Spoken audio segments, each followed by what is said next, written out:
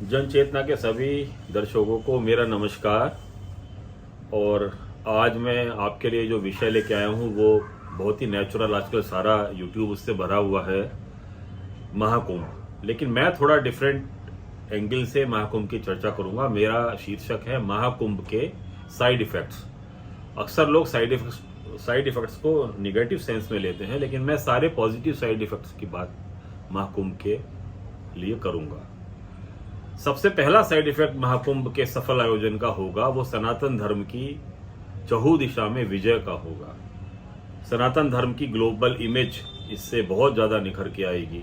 हम देख रहे हैं रशिया से, फ्रांस से, अमेरिका से और पोलैंड से, यूक्रेन से, अफ्रीका से इतने सारे भक्त जिनको कोई लेना देना नहीं था, लेकिन वह आके महाकुंभ में इस आयोजन को देख रहे हैं, सनातन को सराह रहे हैं। सनातन की जितने भी रिचुअल्स हैं, गायत्री मंत्र, वेद के जितने मंत्र, उनको अपनाकर धन्य हो रहे हैं। तो ये जो सॉफ्ट पावर हमारे देश की, खास तौर से सनातन धर्म की जो बढ़ने जा रही है, इसका कोई मैग्नीट्यूड नापने का नहीं है। इसको हम किसी भी स्केल पे नाप ही नहीं सकते। बस मैं इतना कहूँगा कि सनातन धर्म की सर्वत्र विजय हो रही है, और यह सबसे बड़ा साइड इफेक्ट इस महाकुंभ का है। नंबर 2 साइड इफेक्ट की मैं बात करूंगा, वह यह है कि ओपननेस। इस महाकुंभ में सब कुछ खुला है, कोई पर्दगी नहीं है, हर एक को मौका है।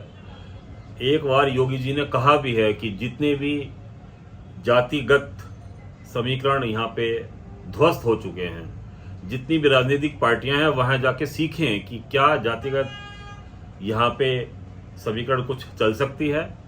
एक ही घाट पे, चाहे कोई वो एलन मस्क की पत्नी हो, या जो स्टीव जॉब्स की पत्नी आई हैं अमेरिका से वो हो, या एक कोई बिल्कुल साधारण आदमी हमारे जैसा, या और भी साधारण बिल्कुल ही रेहड़ी वाला हो, या कोई सफाई कर्मचारी हो, वो एक ही घाट पे नहा रहे हैं। कुछ भी फर्क नहीं है, सबके लिए एमिनिटीज बिल्कुल बराबर हैं। सब मेले का मजा ले सकते हैं। थोड़ा सा उनके रहने में तो फर्क हो सकता है कि कोई 5 स्टार टेंट में रह रहा है और कोई छोटे टेंट में रह रहा है, इससे ज्यादा फर्क नहीं है। तो ये जो ओपननेस है, बिल्कुल ओपन, पारदर्शिता, हर एक के लिए, हर एक का स्वागत, हर एक का आदर। ऐसा नहीं है कि किसी का अनादर हो रहा हो। किसी भी समाज के हर तबके का, वो मजदूर हो, खेतीहर मजदूर हो, या कोई रेहड़ी वाला हो, या कोई छोटा व्यापारी हो, कोई बड़ा व्यापारी हो, इंडस्ट्रियलिस्ट हो, सबका वहां पे स्वागत है, खुले दिल से स्वागत है। सनातन की ध्वजा के नीचे सब एक समान है, चाहे वो राजा हो या वो रंक हो। यह इसका सबसे बड़ा साइड इफेक्ट है। लोग बाग मंदिरों पे इल्जाम लगा देते हैं कि किसी शूद्र को नहीं घुसने दिया है, किसी नीची जाति वाले को नहीं घुसने दिया, या किसी के कुएं अलग हैं। वहां तो गंगा का पानी सर्वत्र बह रहा है, सबके लिए एक सा पानी है। तो यह बिल्कुल भी कोई भी द्वेष भाव से यह आयोजन नहीं हो रहा है, बिल्कुल खुला आयोजन है। तीसरा इसका साइड इफेक्ट है जेंडर न्यूट्रलिटी का। हम देखते हैं बाकी धर्मों में थोड़ा बहुत जेंडर को लेके लोग बाग बहुत ज्यादा पॉजिटिव होते हैं। फलाना आदमी यहां ना करे, फलाना आदमी ये ड्रेस पहने, वहां कोई भी भेदभाव नहीं है जेंडर न्यूट्रलिटी का। आप ये देखिए कि स्त्रियां भी चोगा पहन के, वही जो सैफरन कपड़े साधु लोगों ने पहन रखे हैं। तो कोई गृहस्थ समाज की, जो गृहस्थन कोई है, यदि गृहस्थ की कोई महिला है, वो भी वहां पे साधु वेश धारण करके जा सकती है, कोई रोकने टोकने वाला नहीं है। ये जेंडर न्यूट्रलिटी का एक और जो पक्ष है वह यह है कि ट्रांसजेंडर्स के लिए भी वहां खुला स्वागत है। आपने देखा होगा एक किन्नर समाज का अखाड़ा भी है, जिसमें किन्नर समाज की जो ट्रांसजेंडर्स हैं वो भी हैं, और उसमें स्त्रियां भी भाग ले सकती हैं। तो इतना ज्यादा जेंडर न्यूट्रलिटी का नजारा सारे विश्व में कहीं और आपको मिल नहीं सकता।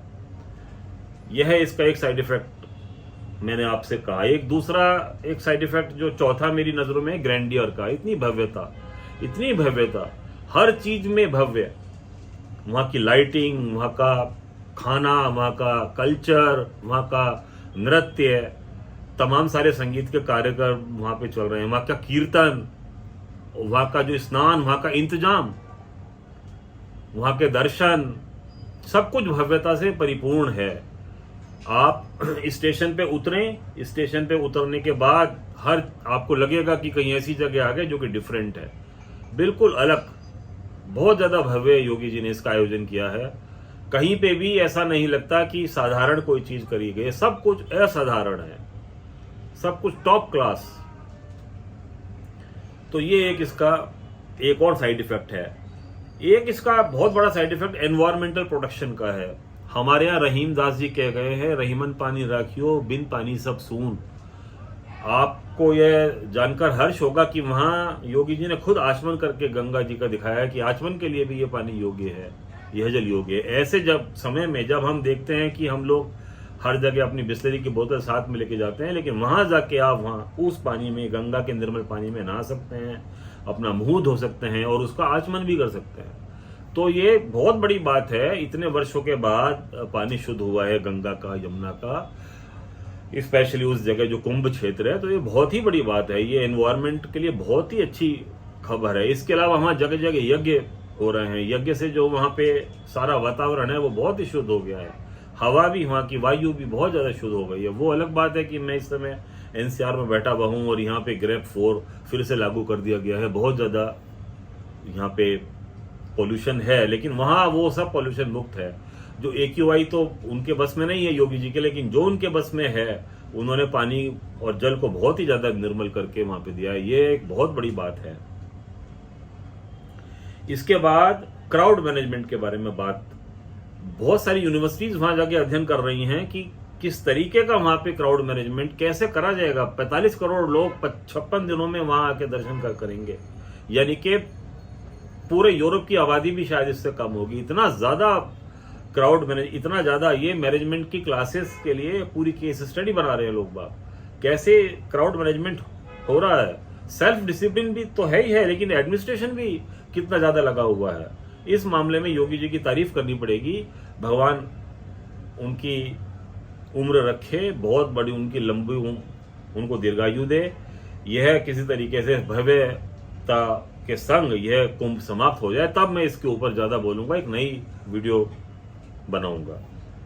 एक इवेंट मैनेजमेंट, क्राउड मैनेजमेंट के साथ साथ इवेंट मैनेजमेंट का इतना माइन्यूट ध्यान करना। वो पूरा जिला बना दिया गया है, अस्थायी जिला जो कुंभ क्षेत्र है, वहां पे सब कुछ तैनात है। वहां का डीएम अलग है, कमिश्नर अलग है, एसएसपी अलग है, पूरा एडमिनिस्ट्रेशन। हालांकि कई साल से होता चला आ रहा है, पूरा जिला उसको बनाया जाता है, लेकिन इस बार फिर उन्होंने किया है। और इस बार बहुत ज्यादा पैदल भी चलना लोगों को नहीं पड़ रहा है। पहले 20-20 किलोमीटर पैदल चल के तब वो गंगा घाट पे पहुंचते थे, अब इस बार ऐसा बिल्कुल नहीं है। बहुत शानदार मैनेजमेंट किया गया है, माइक्रो मैनेजमेंट जिसको बोलते हैं, वो इस बार वहां पे किया गया है। अंत में जो इसका एक साइड इफेक्ट है, स्पिरिचुअल फर्वर। हम देख रहे हैं लोग बाग वहां जाके जो पॉजिटिव वाइब्स मिलते हैं, लोग बाग मेडिटेशन करते हैं, विदेशी खासतौर से मेडिटेशन, ध्यान, तप, यज्ञ सब वहां करते हैं, कल्पवास कर रहे हैं, 8-10 दिन रहते हैं टेंटों में, ठंडी में इतनी रहते हैं और पूरा उसका आनंद ले रहे हैं और पूरे आनंदित हो रहे हैं और लोगों को आनंद दे रहे हैं।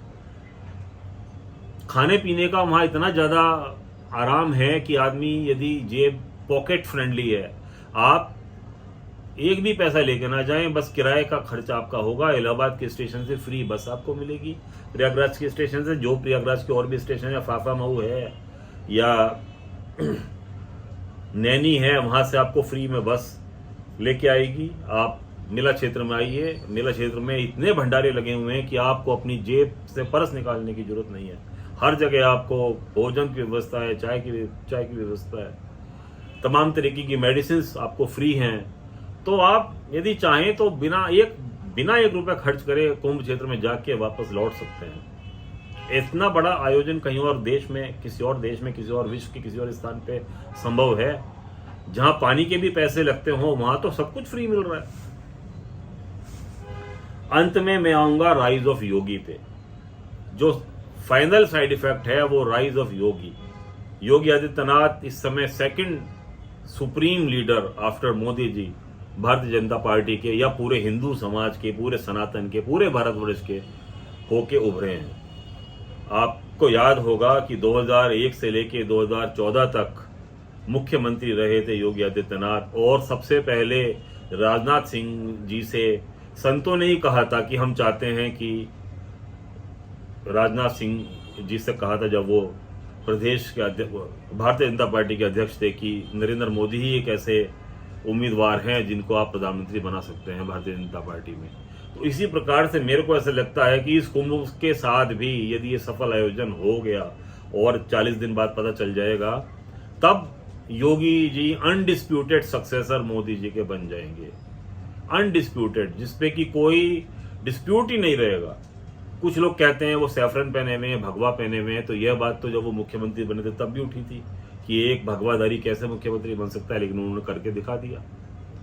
27 का इलेक्शन जो होना है वो तो बहुत छोटी चीज है, वो हंसते हुए पार कर जाएंगे उसकी वैतरणी तो, लेकिन मेन जो है वो undisputed second leader Modi ji के बाद बन जाएंगे, और उसको नकारने की हिम्मत मेरे को नहीं लगता पार्टी में या किसी और ऑर्गेनाइजेशन में होगी।